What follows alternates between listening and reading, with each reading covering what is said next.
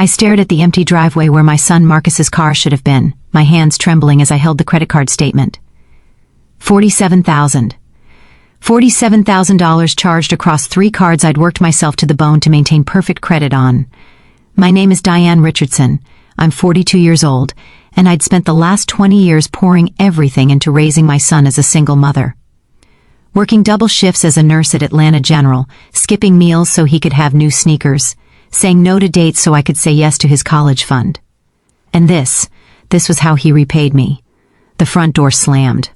Marcus walked in with a designer suitcase I'd never seen before, wearing sunglasses that probably cost more than my monthly car payment. "Mom, you're home early," he said, not even bothering to look guilty. "Where were you?" My voice was eerily calm, the kind of calm that comes right before a storm. "Miami, needed a break before grad school starts." He shrugged, dropping his bag like it was nothing. Like he was nothing, a break. I repeated the words slowly. "You took my credit cards I use for emergencies, for bills, and you spent $47,000 on a break?" He had the audacity to roll his eyes. "It's not like you were using them. Besides, you make good money, you'll pay it off." Something inside me cracked. Not broke, cracked, like ice on a frozen lake spreading slowly, deliberately. "Get out," I whispered. "What?" I said, "Get out of my house." He laughed, actually laughed. "Mom, stop being dramatic. Where am I supposed to go?" "I don't care. Figure it out the same way I've had to figure out everything for the past 20 years. That's when he said the words that changed everything. "You're pathetic, you know that? This is your job. You're my mother. Everything you did, you were supposed to do." I watched him walk up the stairs to his room, and I realized something. I'd created this monster. Every time I'd sacrificed, I'd told him his comfort mattered more than mine. Every time I'd worked myself sick, I'd taught him my exhaustion was normal. Every time I'd said yes when I should have said no, I'd shown him that my boundaries were negotiable. That night, I didn't sleep. I sat in my kitchen, the kitchen where I'd made thousands of meals, packed countless lunches, celebrated birthdays on a budget, and I made a decision. The next morning, I called my cousin Rhonda, a real estate agent. "Diane? Girl, it's 6 in the morning, what's wrong?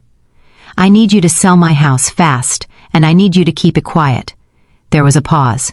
"How quiet?" "Marcus doesn't know quiet." Oh Lord, what did that boy do now? I told her everything, the cards, Miami, the entitlement dripping from every word he'd spoken. When I finished, she was silent for a long moment. "How fast can you move?" she finally asked. "Give me 2 weeks. Marcus left 3 days later for what he called a wellness retreat with friends. More of my money, I assumed, though I'd already frozen the cards. He didn't even say goodbye. The moment his car turned the corner, I started packing. Not everything, just what mattered. Photos of my parents who'd passed when Marcus was young.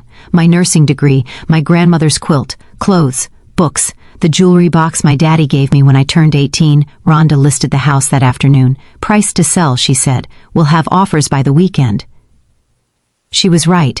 By Sunday I had 3 offers, all cash, all above asking. The housing market in Atlanta was insane, and my little 3-bedroom in a good school district was prime real estate. I accepted the highest offer, $385,000. After paying off the mortgage and Marcus's credit card debt, I'd have enough to start over. Really start over. My best friend Keisha came over to help me pack.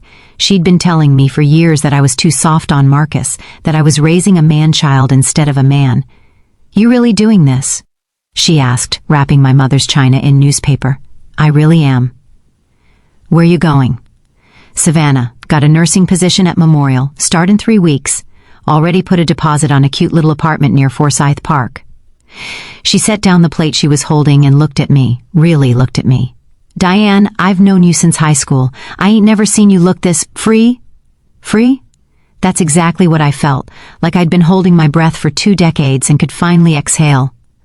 The movers came on a Tuesday. By Wednesday afternoon, the house was empty except for Marcus's room, which I left exactly as he'd left it. His problem now. I left a note on the kitchen counter. "Marcus, the house has been sold. I've paid off the debt you created and started a new life in a new city. You're 23 years old, a grown man.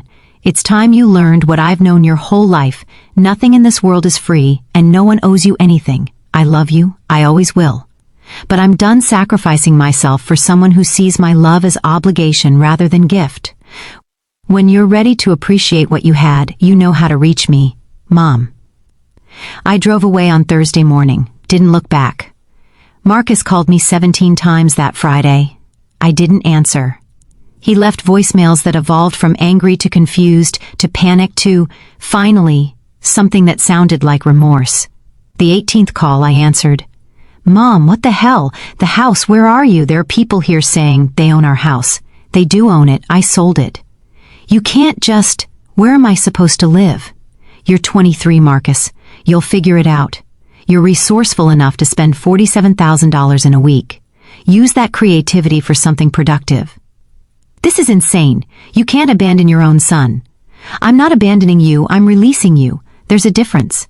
You wanted to be treated like an adult? Welcome to adulthood. It's expensive, it's hard, and nobody's going to sacrifice themselves to make it easier for you. I hung up. He called back. I didn't answer. That was 6 months ago. Last week, Marcus called again. This time his voice was different, quiet, humble. "Mom, I got a job, nothing fancy, just warehouse work, but it's honest and it's mine. I'm renting a room from this older guy who's teaching me about budgeting and responsibility, and I'm really learning." I closed my eyes, tears streaming down my face. "I'm proud of you, baby. I'm sorry for everything. I didn't understand. I didn't see you, but I see you now." We talked for 2 hours. Really talked, for the first time in years, maybe ever. I'm still in Savannah. I love my job, my little apartment, my quiet life. I've even been on a few dates. Imagine that. Diane Richardson, putting herself first. Sometimes the greatest gift you can give someone is the truth, that they're capable of more than they think, but only if you stop doing everything for them. My son had to lose everything to find himself, and I had to walk away to save us both. If you've ever had to make an impossible choice to teach someone you love a hard lesson, you're not alone. This is Excellent Truth Diaries, where we share the secrets, sacrifices, and silent truths that shape our lives. Subscribe for more untold stories, and comment below. Have you ever had to practice tough love with someone you care about? I'd love to hear your story.